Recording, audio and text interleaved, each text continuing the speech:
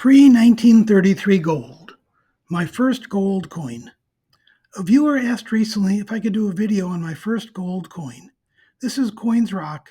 Stay tuned as I also discuss lessons learned.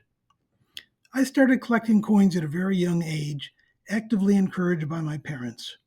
For my 10th birthday, they bought me an extravagant gift, an uncirculated 1907 $10 Liberty Head gold piece.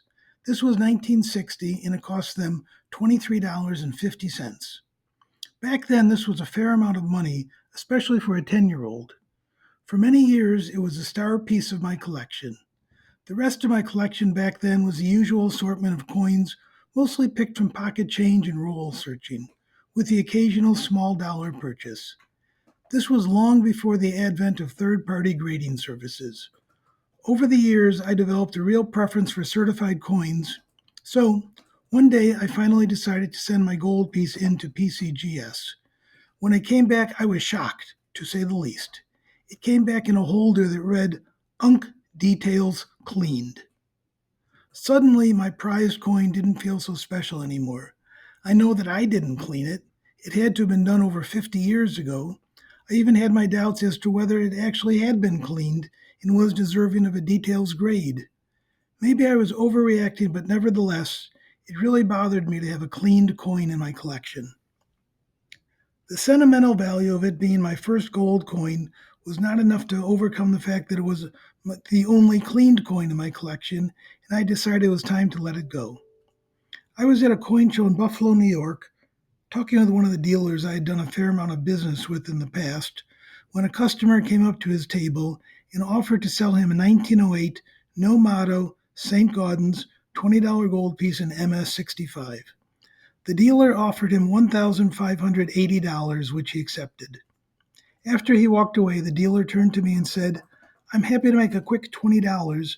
Would you like this for $1,600?"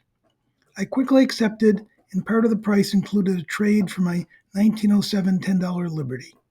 This was in October of 2016.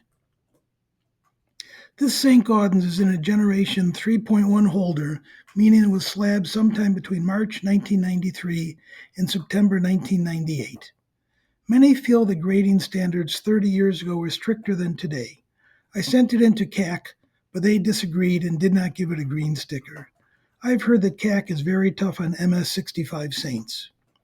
In today's PCGS price guide, it lists for $3,000. Regardless, I'm happy with this coin, and when I look at it, I feel a connection to that first gold coin. It also turned out to be a smart investment. Had I kept my 1907 $10 Liberty, it would only be worth today a small premium over melt value because it had been cleaned. That coin taught me a valuable lesson, which was to never buy raw coins to send in for certification. Regardless of how good you feel your own grading skills are, the grading services can sometimes surprise you. Sometimes in a good way, more often not so good. Personally, I would rather pay a premium for a certified coin than to take a chance on a raw coin. Not only is there peace of mind, but also when it's time to sell, certified coins are generally easier to sell. Thanks for joining me in this trip down memory lane. If you enjoyed this video, please subscribe, like, and comment.